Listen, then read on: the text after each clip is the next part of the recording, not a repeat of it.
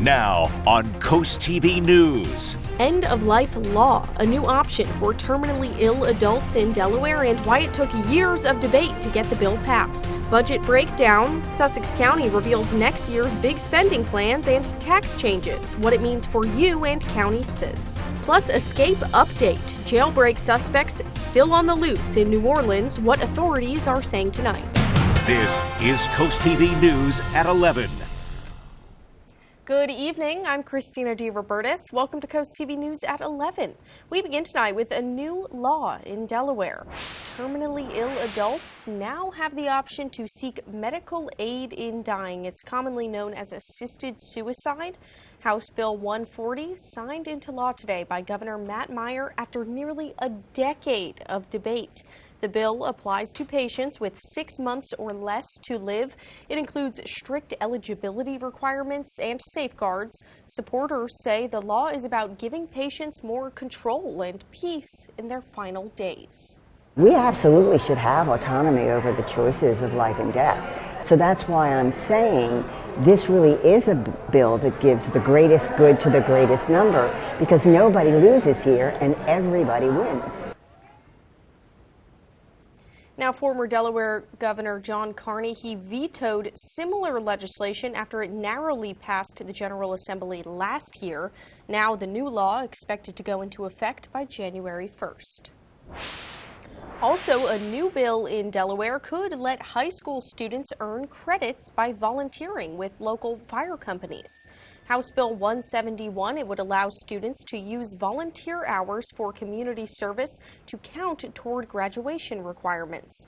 The executive manager of the Delaware Volunteer Firefighters Association says this bill will be a huge step in recruiting for local departments. That age group is our ideal age group that we want to recruit to, and hopefully would also draw more that's not thought about that option given this elective credit that's available. And that bill currently under review in Dover. Sussex County looking ahead with a nearly $285 million budget proposal for next fiscal year. It includes the first property tax rate change in 35 years. County leaders saying the new tax rate would drop dramatically from 44.5 cents to just 2.14 cents per $100 of assessed value. The plan also ramps up spending on infrastructure, public safety, and housing, including $77 million for wastewater upgrades, more funding for state police, paramedics, and local fire companies. Some fees would also go up, like sewer and water rates. A public hearing set for June 17th, and the final vote on this budget proposal expected June 30th. Well, people across Delmarva still recovering from Friday's storm, including the Preston Automotive Group. Company leaders there saying hail damaged about 1,500 cars. Here's a look at what workers say they saw Friday night. Hail that led to dents across their outdoor vehicles. Company leaders say they don't know a dollar figure just yet on all of the damage, but they do say all of their cars will be fixed and then sold in a discounted hail sale. When a storm like that hits and you have 1,500 cars, you don't expect it to come, and there's nothing that you can do. So you kind of have to ride it out and then kind of assess the damage afterwards. And company leaders say crews will begin assessing that damage and fixing up the cars. They say it's going to take about 3 to 5 weeks.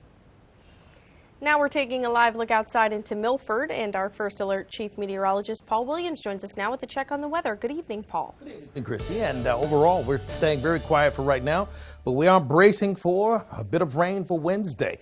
But we take a look at our Ocean City view. We're at 59. We're going to stay in the upper 50s with increasing cloud cover as we progress throughout the rest of the evening hours. Overall, staying pretty nice. Now, temperature-wise, we've actually been riding high, so to speak. You see all the areas where we see red shaded in, that's either where we have the temperature we're near normal or above normal or well above normal. So only 3 days, 3 blues, so to speak, just to kind of simplify it. We only have 3 blues where we were a little bit below the norm, but other than that, we've been really, it's either been a very warm spring-like day or feeling like summertime. And so we watch out for summertime type showers. Now we do have breezy conditions for us because we have a small craft advisory in effect along basically all of the coastal portions of the Delmarva Peninsula, watching out for about 25-mile-per-hour wind gusts. But what you'll notice is we're starting to see some rain slowly creep its way across the D.C. area and starting to make its way towards us. We will talk in more detail about this rain coming up in a moment. Till then, back to you. All right, thanks, Paul. We'll check back in a little bit. On your screen now is an area that developers plan to build in Lewis, the North Star development. It's planned between Beaver Dam Road and Route 9. Sussex County Council today approved a request to rezone part of that land for apartments. Up to 94 units. That area is designated for affordable housing. It will be built on 8 acres of land there. County documents show that the Delaware State Housing Authority is involved in part of the project. The council says they're hoping North Star will bring places that people can afford to live in. Some locals, though, they still have concerns. We do need affordable housing, but we also need to have the infrastructure to get people back and forth. I mean, it goes hand in hand. I mean, first you should plan the infrastructure and then do the building. And it's important to note there are 3 chunks to this North Star project. One, the over 750 family units, that's definitely happening. 94 multi-family units, that's happening now after today. Third is the commercial space of North Star. That's still up in the air. It was not discussed at today's meeting. This does bring us to our CoastTV poll tonight. We want to know, how do you feel about large new developments? Let's take a look at the updated results, see how we're answering today. 65% say traffic will get worse. 20% say the schools can't handle it. 12% say it could hurt the environment. A few, though, saying it could boost the local economy and add affordable homes. We also got a comment tonight from Debbie in Lewis. She says the developments they want to build are way too large, and she says our current infrastructure cannot support them. We want to know what you think. You can leave your own comment. You can also still vote. It's not too late. Just go to coasttv.com or use our mobile app. In Milton today, the Planning and Zoning Commission discussing future affordable housing plans. They went over some recommendations from the Affordable Housing Committee in Milton. No official actions were taken tonight. Officials say the Planning Commission and the Housing Committee are still working to really get on the same page and polish out some details. We will keep you updated as this affordable housing plan moves forward. In Worcester County, Pocomoke City officials still working to remedy an environmental violation at the fairgrounds there. It's putting the future of this horse arena up in the air. The Fair Committee built the arena a few months ago, only to find out shortly after it was placed on top of a wetlands designated area. Maryland's Department of the Environment has tasked city officials with fixing the issue. They now have 2 options: to return the fairgrounds to the way they were, or to find another area to rebuild the wetlands. Our main ultimate goal has always to work with the fairgrounds. We want to make sure that the residents of Pocomoke City and our tourism, that they can come in and use the fairground as much as possible. And so the interim city manager that we just heard from says the city is leaning toward option 2, which is letting the horse arena stay there and then building out the wetlands somewhere else. Looking nationally now, a new development in the New Orleans jailbreak. Tuesday evening, a 5th inmate was recaptured, 5 still on the loose. Authorities say the inmates had a complex escape plan that involved inside help and took advantage of a faulty locking system.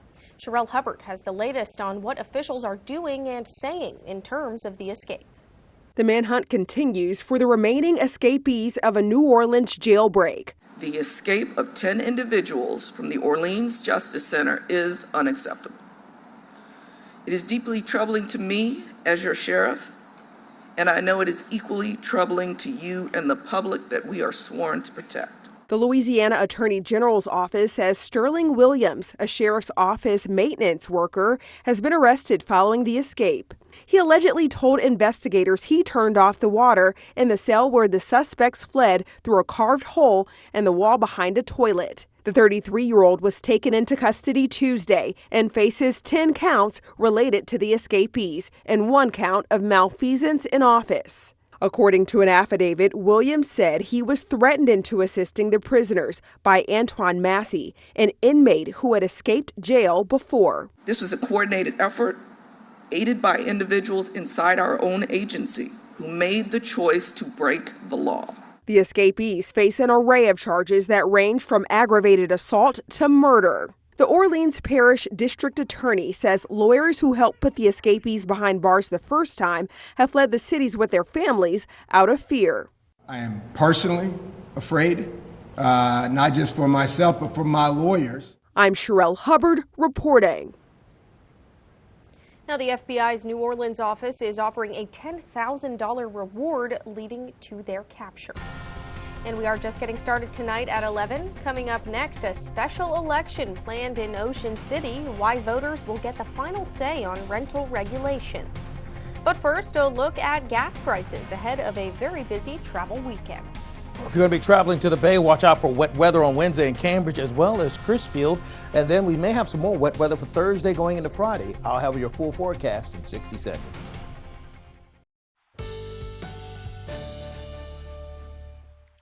Well, in the dead of night, according to our tunnel razor camera, we're at 59 degrees with a few scattered clouds. We'll have the temperature staying in the upper 50s for the rest of the evening time.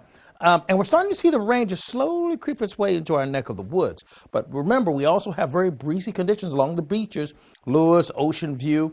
We're looking at about 25-mile-per-hour wind gusts. And we're holding out and looking at the same thing near Cornersville, Madison, Taylor's Island, and Cambridge as well. But you're seeing a couple of the green dots jumping across the screen.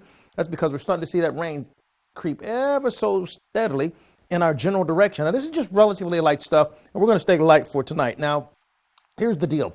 If we stay cloudy, as I believe we should tomorrow, we are under a yellow alert day because we're going to be just near that threshold because of so much rain we're expecting over a long period of time. The other side of that is that if we get breaks of sunshine before all of this arrives for tomorrow, that would actually give us enough energy for this to jump off to something serious. And I'm hoping it doesn't, because I never wish for bad weather, but I always like to prepare you for it. Winds are coming off of the water, moving at about a 16-mile-per-hour gust at the Indian River Inlet. But we're where we're going to be for the rest of the night. We are in the upper 50s right now. That's pretty close to where we're going to stay. We may have 1 or 2 degree fluctuations throughout the rest of the overnight period, but generally speaking, this is what we're expecting, 57 to 56 degrees. So we're at 58, 57, tomato, tomato. Not a big difference there. Tomorrow, we're expecting cloud cover all day long and rain. Winds are going to pick up momentum here because we're under that small craft advisory, but we stay cloudy, we stay in the 50s, we stay okay with avoiding the worst of the storm scenario. But remember, we have a whopping 100% chance of rain for Wednesday, and then half of that on Thursday, and then just shy of half of that on Friday. So we're going to step down pretty dramatically. So 6 o'clock in the morning, a few sprinkles towards Dewey Beach, and this is the latest run, by the way. And then we see widespread steady showers in Georgetown, Milton, Ellendale by 10 o'clock. And we watch out for isolated cells to push throughout the mid-morning, early afternoon hours, and then beginning to break up a bit for us going into the afternoon. And then another batch will pull through by late Wednesday going to early Thursday, which will be to our north. So we're mindful of that. Same thing for us from Ocean Pines down to Snow Hill. Winds racing off of the water for us. Temperatures in the 50s by 10 o'clock. But then we see embedded thunderstorms popping off near Ocean City, Willers, and then Chincoteague at about 12:30, lunchtime. It pulls out. Then we get to see this break is what we don't need right here. That we don't want to happen, because if that happens, then this right here is going to go from green to red real quick, okay? So hopefully the model is just having fun with us right now. We really don't want to see that. Okay, so for tonight, very cloudy, late rain already beginning. 58 for tomorrow, early showers, then midday storms. And then 10 degrees warmer on Thursday, morning rain with spotty showers late. Finally, here's a look at the extended forecast. We are under a yellow alert day for Wednesday, and we'll have another round of thunderstorms on Thursday. All right, thanks again, Paul. Well, now you're looking at some of the more than 1,000 people who signed a petition asking for Ocean City's new rental rules to be changed, or at least decided by the voters. The petition, it needed at least 900 signatures from people who live in Ocean City and voted in the last election. And that's what the petition got, just over 1,000 signatures. Now people who were passing that petition around are hoping that voters will come out to overturn the rental regulations ordinance. From printing out petitions, putting up signs, and knocking on doors, standing up for all the people that have short-term rentals. Realtor John McGathan says Ocean City's ordinance requiring a 5-night minimum length of stay in residential areas and mobile homes has already hurt bookings. Last year, by this time, they had over half of their calendar full. It is in an R1 area that does allow pets, so it's a very popular thing. If you allow pets, it's in high demand. But as you can see here in this calendar, this is the only one reservation that they currently have because of the 5-night minimum. But now, due to the petition that has been signed by over 1,000 people, that ordinance will now go to the voters for a referendum. Mayor Rick Meehan says the council has passed the ordinance in March to ensure Ocean City neighborhoods keep their feel. It's a responsible thing to do to protect our R1 and MH areas, to make sure they don't just become investment properties. McGathan disagrees, saying it'll hurt people who need this income to survive. Although it's a small number of properties that are being affected right now, if we allow the city to start taking these types of steps, we don't know where it will lead. It is now up to the voter to make the final decision. And if Ocean City is your primary residence, you can vote in the special election at the Ocean City Convention Center on July 22nd. Now, other changes to rentals in residential areas and mobile homes include a moratorium, which will not allow any new business licenses in those areas. Also, an occupancy limit, limiting only 2 persons per bedroom. Those changes are not part of the referendum on July 22nd. It will stay the way they are in town. Still ahead on CoastTV News at 11 tonight, an emergency landing for a medical helicopter in Pennsylvania. Why some are calling it a miracle. Well, there's some good news for the projected 39.4 million Americans expected to hit the road this Memorial Day. Filling up for the trip, it's going to be cheap. According to Gas Buddy, the average price of a gallon of gas expected to be $3.08. That's the lowest price this time of year since 2021 and way lower than 3 years ago when it was $4.60. Right now, AAA says the average price in Delaware is sitting at $2.98. Well, a medical helicopter was forced to make an emergency landing last night on the front yard of a Pennsylvania home. The chopper came down just before 8 p.m. as it was heading back to its base. None of the 3 crew members on board were injured in the hard landing. The helicopter was also not carrying a patient at the time of the crash. Amazingly, the pilot was able to keep the helicopter from hitting any homes or cars. No one on the ground was injured either. We got very lucky tonight. It's a miracle. The pilot did an amazing job from all accounts. As out of control as it was, he controlled it into an area and was able to put it down without striking, luckily for us, any homes, any vehicles, or any people. And so now the FAA and the National Transportation Safety Board are investigating. Meanwhile, more dangerous weather is on the way tonight for parts of the country already hit hard by deadly tornadoes. Kathy Park reports from the storm zone in Kentucky. Tonight, mandatory evacuations in areas of hard-hit Kentucky, where new storms are already rolling in. Prepare to seek shelter. After more than 50 confirmed tornadoes and 28 storm-related deaths since Friday, 37 million people across the Midwest and South are now at risk from more severe weather, with the potential for large hail and devastating twisters. Governor, we saw how destructive the tornadoes were. What worries you the most about this next round? What worries me about this next round, especially here, is the amount of debris. Anticipated 60-mile-an-hour wind gusts, potentially turning debris piles into projectiles. In Illinois, everyone in the state's capital in Springfield urged to shelter in the basement. Tornado warning on the top floor of the Capitol. And in St. Louis, where 5 people died following Friday's tornado, frustration and calls for accountability. No side. Nothing came through. The mayor saying new procedures are now in place after the warning sirens failed to alert the public. At the end of the day, the siren failure should have never happened, and it never will happen again. The whole house was shaking, and you could hear the tin ripping off. Back in Kentucky, Shelby Gregory grateful his family made it through the storm alive. Where do you go from here?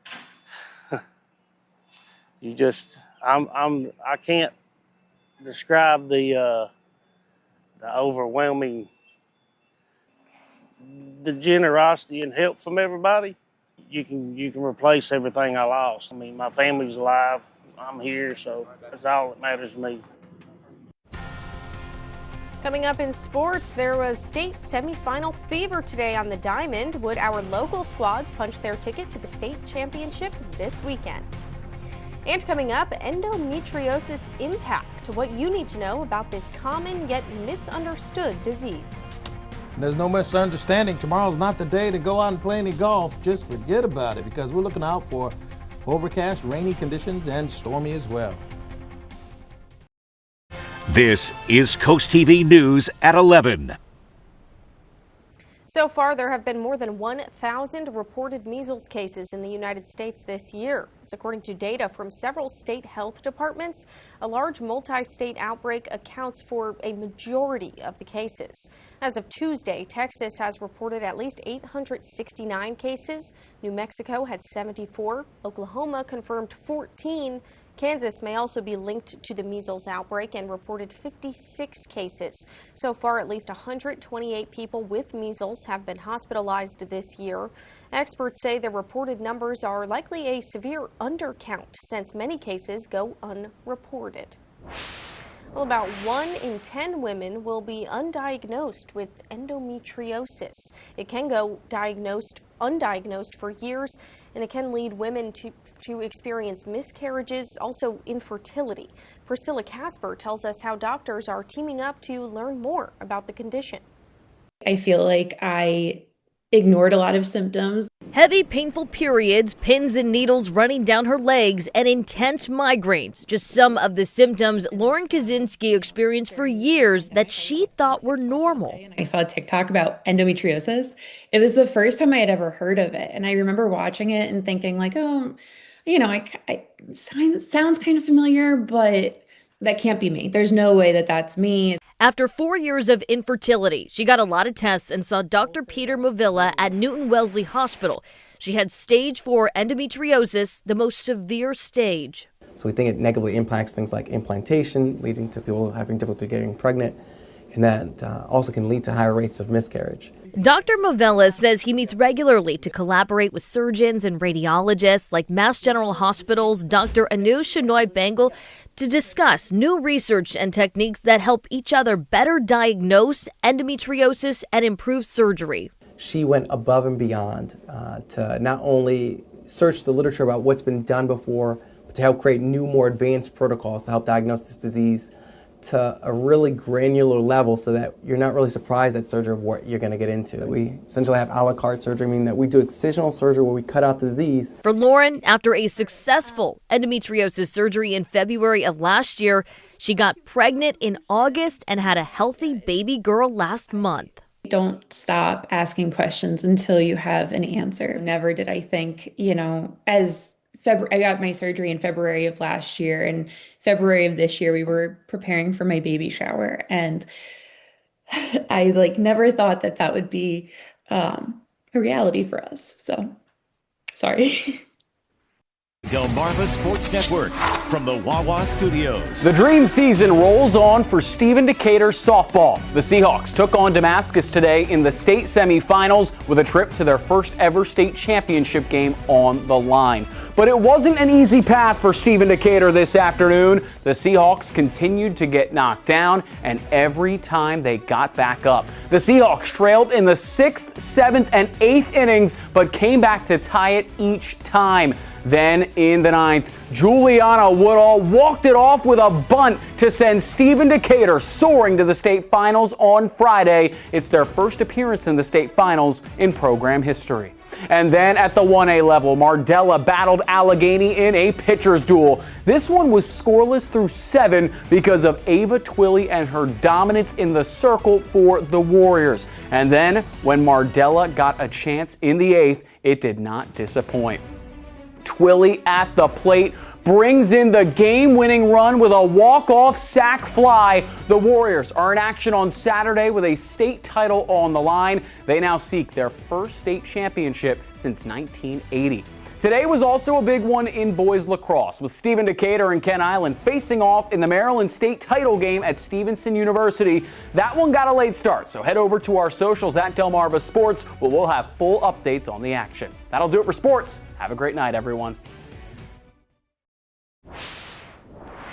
Delaware farmers markets hit a record $4.5 million in sales in 2024. State officials say they're hoping to top that in 2025.